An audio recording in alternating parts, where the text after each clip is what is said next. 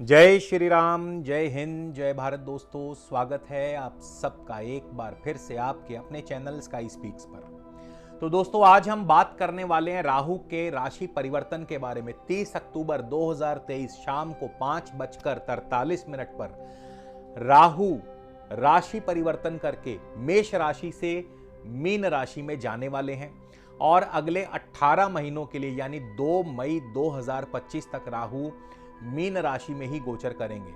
तो मीन राशि में राहु का यह गोचर वृषभ राशि वालों के लिए कैसा रहेगा, यानी आज का यह वीडियो पूरी तरह से वृषभ राशि वालों के लिए समर्पित है। और मैं ये कहूं कि वृषभ राशि वालों के जन्मों जन्मों की दरिद्रता को राहु मिटाने आए हैं, आपको कंगाल से मालामाल करने आए हैं, आपको रंक से राजा बनाने आए हैं। तो इसमें रत्ती भर भी संदेह नहीं, क्योंकि इस वीडियो को पूरा देखने के पश्चात आप भी मुझसे 100% सहमत होंगे कि जो मैं कह रहा हूं बिल्कुल सच कह रहा हूं। तो कहीं भी जाइएगा मत दोस्तों, आज का वीडियो बहुत ही खास और बहुत ज्ञानवर्धक होने वाला है। और यदि आप हमारे चैनल पर नए हैं तो कृपया चैनल को सब्सक्राइब कर लें, बेल आइकन वाला बटन जरूर दबाएं ताकि कोई भी हमारा वीडियो मिस ना हो। पर्सनल कंसल्टेशन के लिए स्क्रीन पर दिए गए नंबर पर आप हमने अपना जन्म विवरण यानी आपकी जन्म तिथि, जन्म समय, जन्म स्थान लिख करके भेजें, आपका प्रश्न, आपकी समस्या लिख करके भेजें, आपको पूरा मार्गदर्शन मिलेगा। आपको समस्या के समाधान और उपाय भी बताए जाएंगे मगर शुल्क लागू रहेंगे।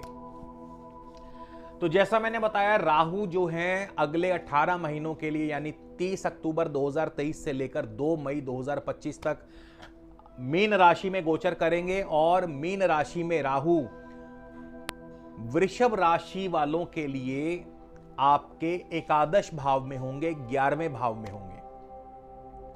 राहु 11वें भाव में कैसा फल देंगे, इसके अलावा राहु की आपके तृतीय भाव पर, आपके पंचम भाव पर, आपके सप्तम भाव पर दृष्टि रहेगी। तो एक एक करके सभी विषयों पर हम पूरी विस्तार से चर्चा करने वाले हैं। तो सबसे पहले हम राहु के बारे में थोड़ा सा बेसिक्स जान लेते हैं। राहु एक्चुअली स्वर भानु नाम के असुर हुए थे। एक छोटी सी आपको कहानी बताऊंगा, बहुत दिलचस्प है। स्वर भानु नाम के असुर हुए।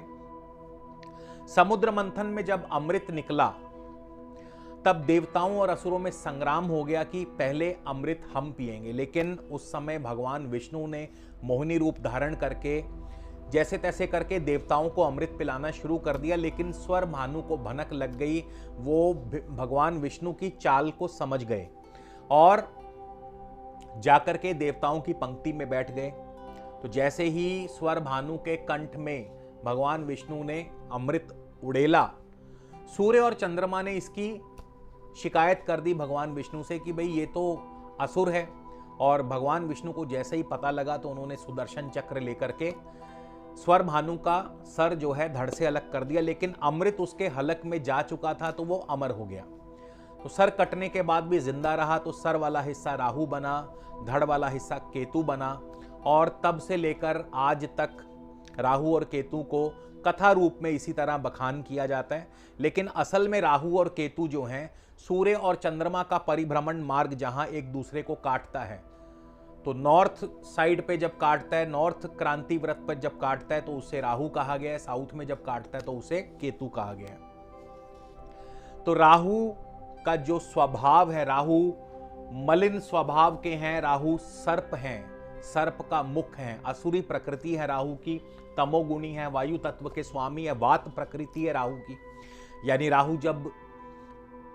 राहु में जब भी कोई दोष आता है तो वात जनित रोग पैदा होते हैं। इसके अलावा क्रूर स्वभाव, दक्षिण दिशा के स्वामी हैं। और राहु की जो अपनी राशि है, स्वराशि कन्या है, राहु मिथुन और वृषभ राशि में उच्च के हैं, धनु में राहु जो है नीच के हैं। और मीन राशि, हालांकि मीन राशि राहु की शत्रु राशि है, लेकिन क्योंकि मीन राशि सम राशि है, स्त्री राशि है, तो राहु यहां पे शुभ फल देते हैं। इसके अलावा बुध शुक्र शनि राहु के मित्र हैं, सूर्य चंद्र मंगल राहु के शत्रु हैं, गुरु और केतु राहु के सम हैं। इसका अर्थ क्या हुआ?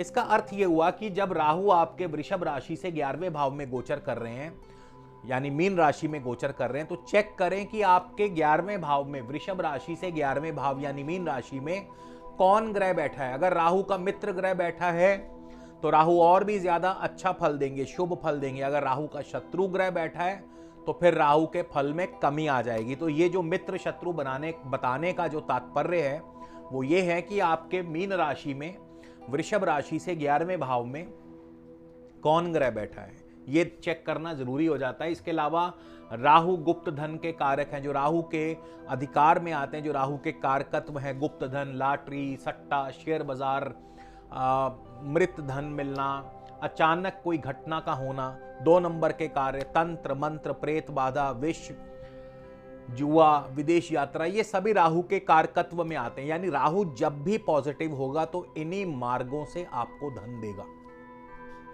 सीधे रास्ते आपको धन नहीं देगा।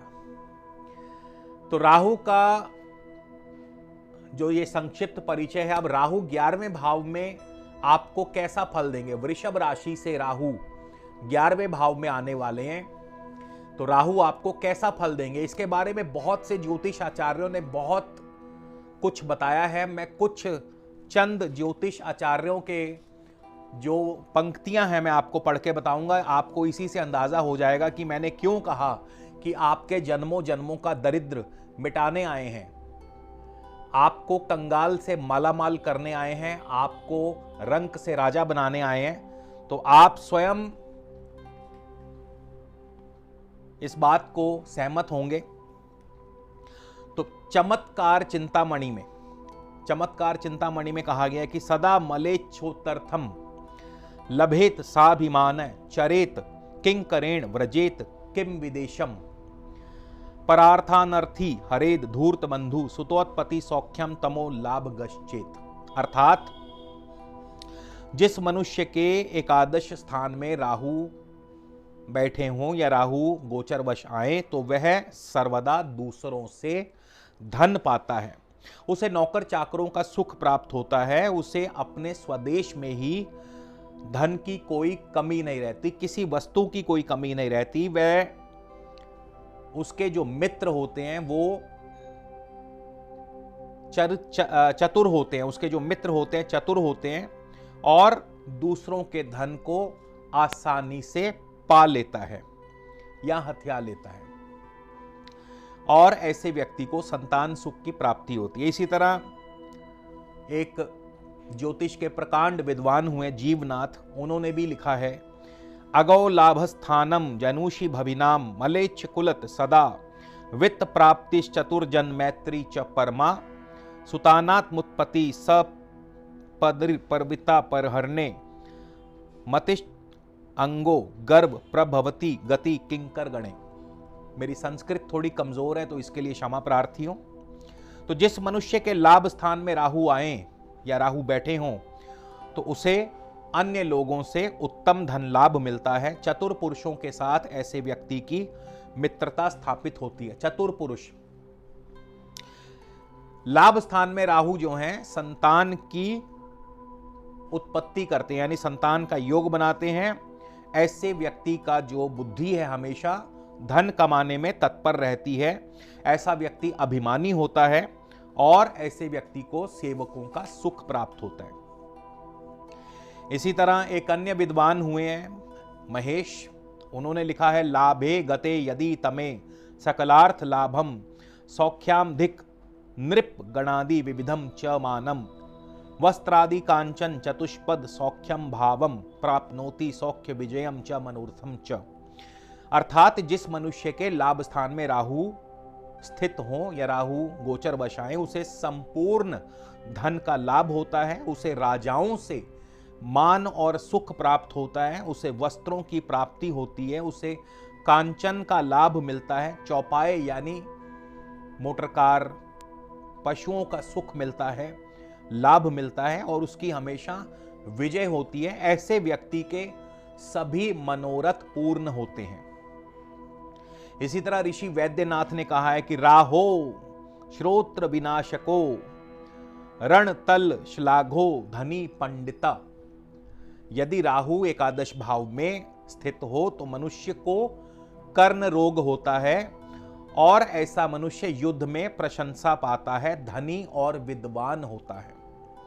ऋषि गर्ग क्या लिखते हैं? ऋषि गर्ग ने लिखा है यस्य लाभ गतो राहु लाभो भवति निश्चयात मलेच्छादि पतितय नूनम गजवाजिर रात दिकम। तो गर्ग ऋषि कहते हैं कि जिसके लाभ स्थान में राहु आए तो उसे हमेशा धन लाभ होता है, उसे विदेशियों से और अन्य लोगों से हाथी घोड़े रथ आदि की प्राप्ति होती है। ऋषि वशिष्ठ ने क्या लिखा है? ऋषि वशिष्ठ कहते हैं लाभ स्थाने विलासो भवति सुकविता व सुलक्ष्मयादि भोगम। तो ऋषि वशिष्ठ कहते हैं कि लाभ स्थान में राहु हो तो मनुष्य विलासी, कवि, धनवान और भोगी होता है।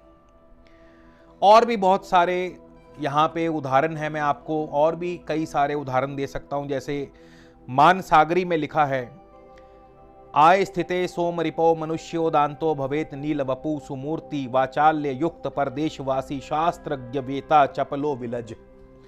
अर्थात जिसके लाभ स्थान में राहु तो मनुष्य का इंद्रियों को दमन करने वाला होता है, सांवले रंग का, सुंदर, मितभाषी, विदेश में रहने वाला या विदेशों से धन पाने वाला, शास्त्रों का ज्ञाता, चपल और निर्लज होता है। इसी तरह मंत्रेश्वर महाराज ने फल दीपिका में लिखा है कि श्रीमानाति सुत ईश्वरायुर सरे लाभे सकर्मण्य।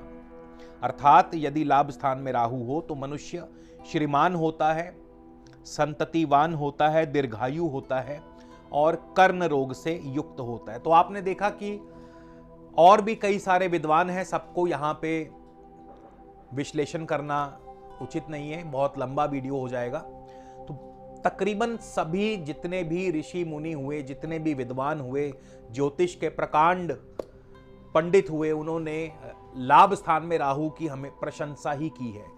तो लाभ स्थान का राहु आपको बहुत अधिक धन धान्य दे सकता है। पहली बात तो राहु आपका 12वें से 11वें में जा रहा है, तो ऐसा प्रतीत होगा जैसे टनों बोझ आपके सर से उतर गया, क्योंकि 12वें भाव में राहु ने जितना आपको परेशान किया, 11वें भाव में ठीक उसके विपरीत उतना ही आपको राहु अब उसका शुभ फल देने वाले हैं। तो आपको संतान योग की प्राप्ति, मित्रों का सहयोग, उच्च अधिकारी आपको उच्च पद पर ले जाएंगे, आपको ऊपरी आमदनी होगी, अंडर द टेबल आमदनी होगी, व्यवसाय नौकरी दोनों में आप सफल होंगे, विदेशों से आपको धन लाभ होगा, नौकर चाकरों का सुख मिलेगा, income by hook by crook. यानी राहु यहां पर नैतिक और अनैतिक का ध्यान नहीं रखते हैं। पैसा आना चाहिए, पैसा आएगा, कैसे आ रहा है इसका कोई मतलब नहीं। और जुआ, शेयर, लॉटरी, सट्टा बाजार, रेसिंग, घुड़दौड़, किसी का अचानक पराया धन मिल जाना, तो इस प्रकार के शुभ फल जो है, अब आप इसे शुभ ही कहेंगे जब आपको धन लाभ हो रहा है, तो इसको आज के युग में, कलयुग में तो शुभ ही माना जाएगा। अब राहु की आपके तृतीय भाव पर जो दृष्टि रहेगी, तृतीय भाव पर दृष्टि भाइयों से आपको कलह करवा सकती है, स्थान परिवर्तन भी करवा सकती है, लेकिन पराक्रम से, उद्यम से, मेहनत से आपके कार्य सफल भी होंगे।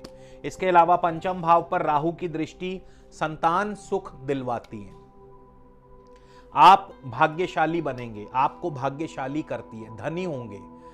अब पंचम भाव जो है स्पेकुलेशन का है, तो जुआरी प्रवृत्ति, स्पेकुलेशन, शेयर मार्केट, जुए से धन आएगा। इसके अलावा पढ़ाई में, विद्या में, आम विद्या में अड़चने, लेकिन उच्च तकनीकी शिक्षा अवश्य आपको दिलवाती है। प्रेम में वियोग या आपका प्रेम सच्चा प्रेम ना होकर के केवल जिस्मानी प्रेम होगा।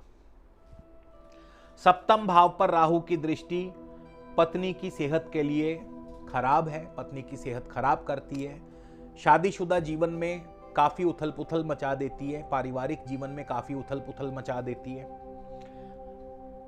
आपको बेहद कामोत्तेजना पैदा करती है आपके अंदर, तो इससे आपको बचना होगा। और इसी कामोत्तेजना के चलते आप कई दफा दुराचार भी कर बैठते हैं, तो आपको इस चीज पर थोड़ा अंकुश लगाना होगा। और राहु का जो उपाय है, अगर मान लीजिए किसी भी कारणवश आपको राहु अशुभ फल दे रहे हैं, क्योंकि बहुत लोगों के बाद में कमेंट आते हैं कि भाई हमें तो ऐसा कोई फल नहीं मिला जैसा आपने बताया, तो मैं आपकी जानकारी के लिए फिर बता दूं कि ये भी देखना बहुत जरूरी है कि राहु अगर आपके 11वें भाव, आपकी वृषभ राशि है अथवा वृषभ लगन है और राहु 11वें भाव में है, तो कहीं राहु के शत्रु तो नहीं बैठे हुए वहां पे, ये भी देख लेना जरूरी है। तो राहु के अगर शत्रु बैठे हैं, यानी राहु अपने शत्रु ग्रहों के ऊपर से गोचर कर रहे हैं, तो फिर राहु आपको शुभ फल नहीं दे पाएंगे। तो अगर राहु किसी भी तरह से अशुभ फल दे रहे हैं, तो ऐसे में आपको भैरव उपासना, भैरव देव की उपासना करनी चाहिए और भैरव मंदिर में अवश्य ही आपको माथा टेकना चाहिए। शनि मंदिर में भी आप माथा टेक सकते हैं और इसके अलावा सप्त धान्य आपको दान करते रहना चाहिए।